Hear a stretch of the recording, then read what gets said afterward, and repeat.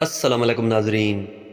Petrol پوری دنیا کی معیشت کے لیے ریڑھ کی ہڈی کا درجہ رکھتا ہے۔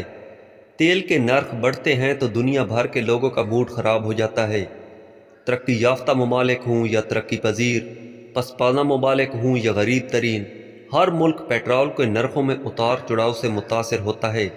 یہ بات سچ ثابت ہو چکی ہے کہ پیٹرول سیاہ سونے کی حیثیت رکھتا ہے۔ ایک زمانہ تھا جب سعودی شہریوں کا گزر بسر کھیتی باڑی، غلہ بانی، ہلکی پھلکی تجارت اور سادہ قسم کی صنعتوں پر تھا۔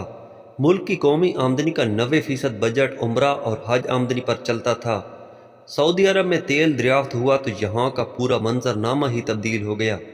یہاں نہ سڑکیں تھیں، نہ ہی جدید طرز کے شہر تھے، نہ ہی روشنی کا بندوبست تھا، نہ طیارے تھے، نہ گاڑیوں اور بسوں کا کوئی سلسلہ تھا، سکول نہ ہونے کے برابر تھے، نہ خواندگی کا راج تھا۔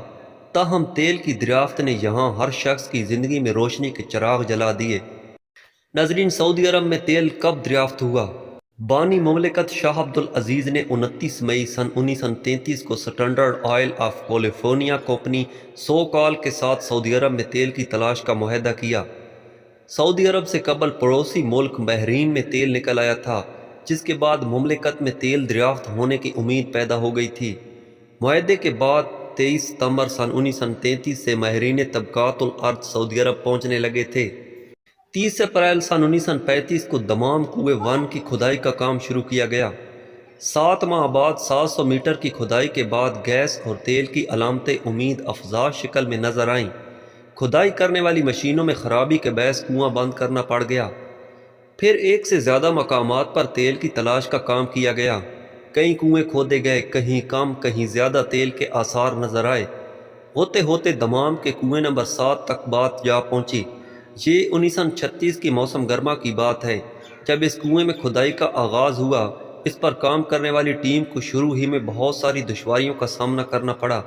صورتحال اس قدر گمبھیر ہو گئی کہ سٹینڈرڈ آئل آف کیلیفورنیا کے ذمہ داران نے سعودی عرب میں تیل کی تلاش پر مامور انجینئرز فریڈ ڈیوس اور میک اسٹینکی کو سان فرانسسکو طلب کر لیا۔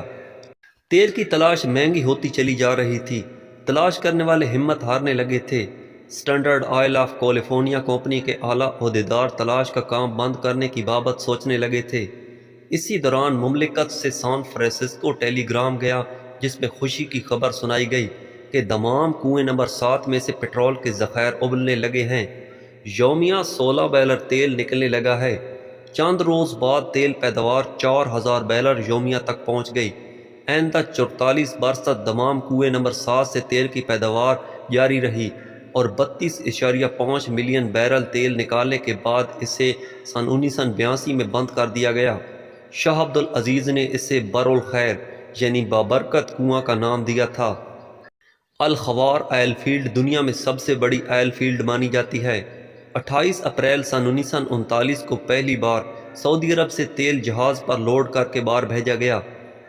دوسری عالمی جنگ کے زمانے میں جہاز کے ذریعے تیل کی ترسیل کا کام معطل ہو گیا۔ سن 1947 تک تعطل کا سلسلہ جاری رہا۔ گاڑیوں کے فاضل پرزے حاصل کرنا ممکن نہیں تھا، مجبوراً تیل کی ترسیل کے لیے اونٹوں کا سہارا لیا گیا۔ ناظرین، ارامکو کمپنی کب وجود میں آئی؟